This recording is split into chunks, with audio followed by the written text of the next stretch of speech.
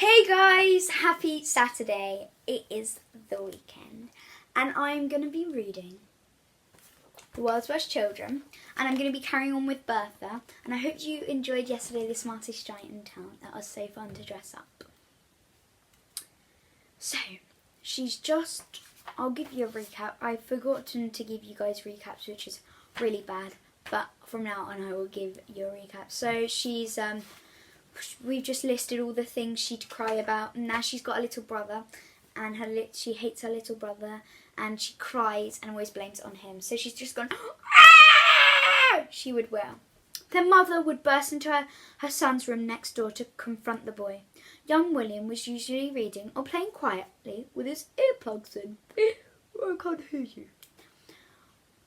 He had enjoyed a lifetime of bawling, and therefore fashioned earplugs out of marshmallows, so he could get on with things in peace.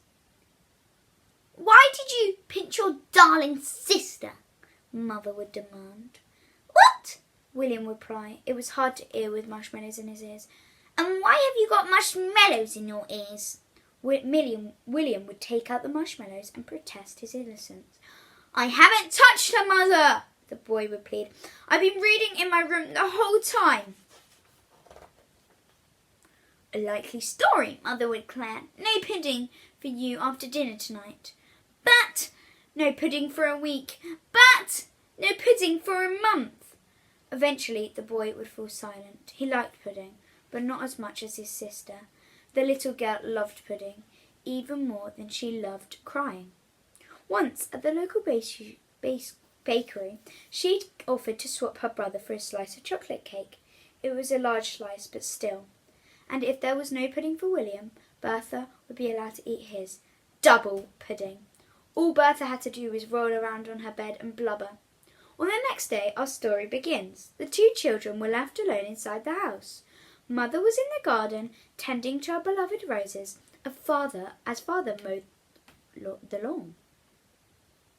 Spotting that her parents were outside, a fiendish scheme crossed Bertha's mind.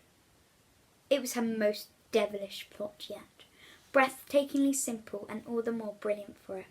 The plan was this. Bertha would pull out a clump of her hair and then pull the house down. When Mother and Father came running, the finger of blame would be pointed at poor William. Pulling out the clump of hair would appear to be William's worst crime yet. It would be trumped, pinching, prodding, poking, biting dead arms and dead legs. He'd surely be packed straight off to an orphanage, and Bertha would have double pudding, maybe even triple pudding, every night for the rest of her life. It was glorious. Pudding, pudding, pudding, and more pudding. The wicked little girl tiptoed over to her brother's room to check he was there. Indeed, he was quietly getting on with his homework, with marshmallows and plugs in as usual. Next, Bertha sneaked back to her room. She looked at herself in the mirror and began phase 1 of her plan. She reached up to her hair and grabbed a clump of hair. Shutting her eyes, she yanked it as hard as she could. Bertha didn't need to pretend to cry. The pain was so intense that she couldn't help but yell. "Ah! Ah! Ah!"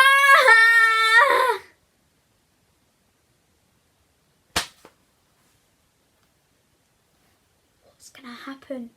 Her poor brother.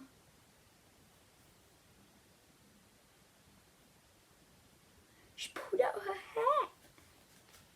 Well, if you want to find out what happens tomorrow,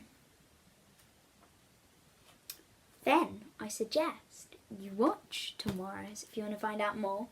Anyway, bye guys.